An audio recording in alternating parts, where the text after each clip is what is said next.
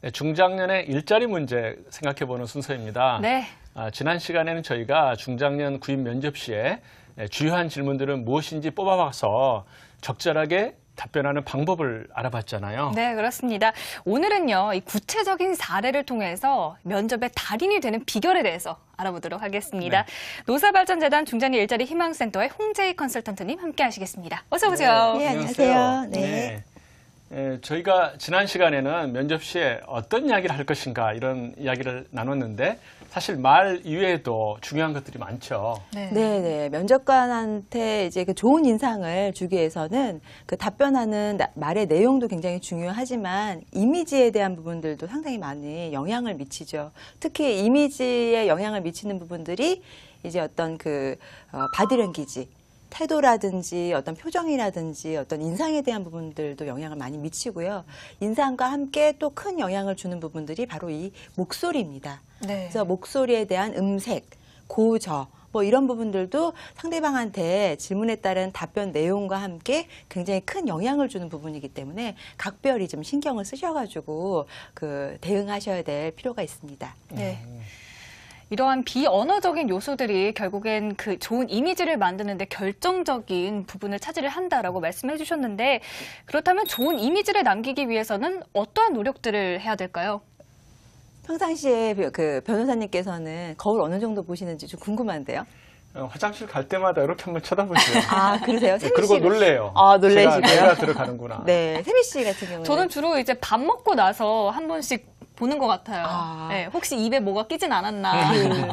보통 이제 여자분들 같은 경우에는 아무래도 거울을 뭐 저만 해도 수시로 보는 경우가 있는데 그래도 변호사님 같은 경우는 거울을 자주 보시는 것 같아요. 그래서 그런지 표정이 상당히 좋으신데 연배가 좀 있으신 분들 같은 경우에는 거울을 이렇게 자주 보시는 경우가 그게 많지 않으신 것 같습니다. 실제적으로 저희가 이렇게 그 질문을 드려보면 뭐 하루에 한 번 본다. 2번 본다, 3번 본다 하시는 분들이 대부분이세요. 네. 굉장히 놀랍죠. 그래서 어떻게 보면 이 거울을 본다라는 게 본인의 모습을 확인하는 부분이기 때문에 실제로 좋은 인상을 연습하기 위해서는 거울을 많이 보고 본인의 표정에 대한 부분들을 중간중간 점검하시면서 어떤 이런 그 표정에 대한 부분들 또 웃었을 때의 모습에 대한 부분들을 확인하시면서 향후에 이제 면접 가셨을 때를 대비해서라도 표정 관리를 준비하시는 거 필요하고요. 그다음에 또 이제 웃는 연습. 네. 사실 웃는 것도 이 얼굴 근육에 대한 연습이 많이 되어 있으신 분들이 자연스러운 미소를 두시는데 저희가 이제 강의라든지 아니면 어떤 면접 코칭을 통해 가지고 밝은 미소라든지 이런 부분들을 면접 시에 연출을 하시는 게 좋겠다라고 조언을 해드리면 잘 웃지 않으셨던 분들이 면접 시 이제 자칫 이제 미소를 두신다고 해가지고 웃으셨을 때 좋은 어떤 미소라기보다는 사실은 안 우느니 못하는 또 이렇게 좀 웃음을 예. 지으시는 분들이 있어서 네. 이 부분들 어느 정도 좀 노력이 필요하시지 않나라는 생각이 좀 듭니다. 네. 이제 사례를 좀 구체적으로 알아볼 텐데요. 조건이 좋음에도 불구하고 면접 태도라든가 내용 때문에 구직에 실패하는 그런 사례들이 좀 있다고 들었습니다. 어떤가요? 네, 그야말로 이제 이력서 상의 스펙, 업무에 대한 경험이라든지 뭐 자격사항에 대한 부분들은 출중하신데 실제로 면접에 가셨을 경우에 면접 과정이 이렇게 썩 좋지가 않아서 그르치는 경우가 좀 있으십니다. 예를 들면 제가 이제 이렇게 상담했던 분이신데요. 이력서상의 어떤 내용이라든지 이런 부분들은 굉장히 훌륭하셔서 면접 제안을 많이 받으셨어요. 그런데 이분이 면접에 대한 어떤 진행에 대한 부분들이 결과라든지 2차 면접으로 진행이 안 돼서 어려워서 제가 이제 어떤 그 모의 면접을 통해서 시뮬레이션을 통해서 확인한 결과 이분의 문제점은 질문에 따라서 답변하는 부분들은 상당히 어떤 내용적인 부분이라든지 이런 부분들이 상당히 좋으신데 이분 같은 경우가 말씀 굉장히 잘하시는 스타일이에요. 근데 잘하시는 것도 잘하시는 거지만 굉장히 표정이라든지 말씀하시는 부분들이 냉정하고 차갑게 보이다 보니까 네. 상대방한테는 어떻게 보면 업무적인 부분들은 인정을 받을 수는 있으나 회사에서는 이분을 모셔왔을 때 같이 일을 하는 데 있어서는 굉장히 부담스러운 어떤 이미지를 주셔서 그 부분에 대해서 많이 좀 고치시려고 노력을 하셨고, 나중에는 이분이 이제 그 많은 그 노력과 함께 안경테까지 예, 그래서 뿔테로 해서 원래는 이분이 금태였는데 네. 금태를 이제 끼시고 본인의 인상이 너무 차갑게 보이셔가지고 뿔테로 바꾸셔가지고 인상을 좀 더 이렇게 좀 그 편안하게 두시고 또 이렇게 많이 애쓰셨던 분도 계시거든요. 네. 그래서 이건 노력에 따라서 많이 달라질 수 있겠다라는 생각이 좀 듭니다. 네. 반대로 이 스펙은 좀 약해도 이 면접 기술이 워낙 뛰어나셔서 구직에 성공하신 분들도 많잖아요.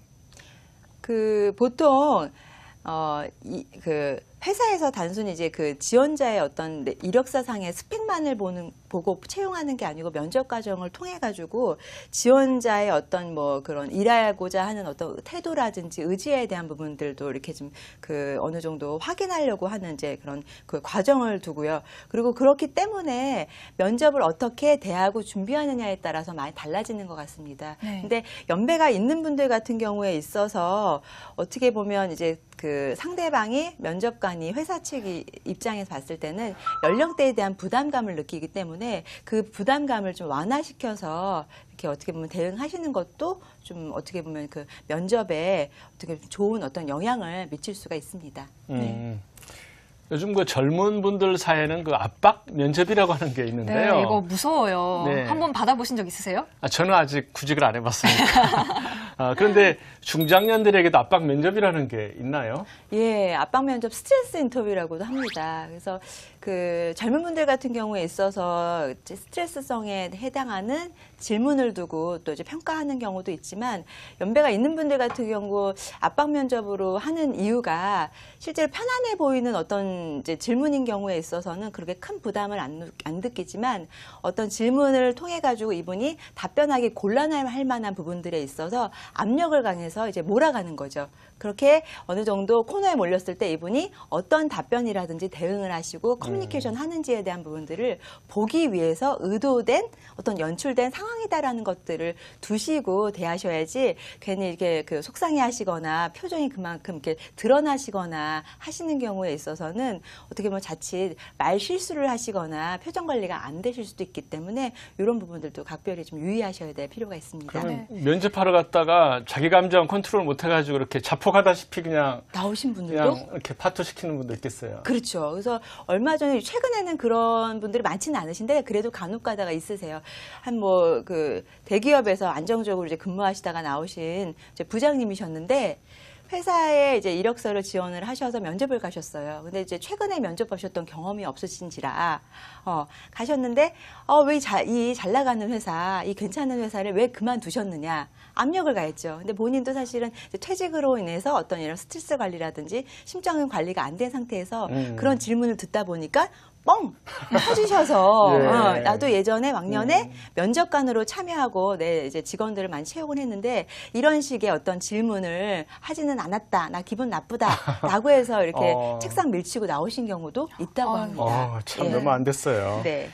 네, 이렇게 해서 이 2주에 걸쳐서 면접 시 주요 예상 질문과 그리고 답변, 그리고 구체적인 사례까지 들어봤는데요. 끝으로 중장년 면접 시에 가장 흔히 하는 실수들, 이런 사례들을 좀 들어볼 수 있을까요?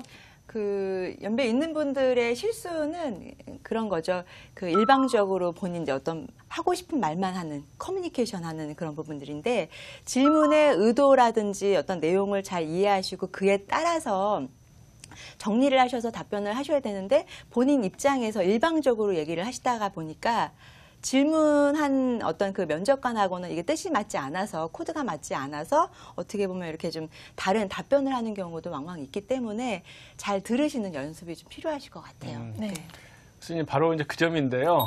어떻게 보면 이제 경청하고 있다라고 하는 느낌을 전달해 주는 게 좋을 것 같은데, 여기에 또 어떤 요령이라든가 팁이 있나요?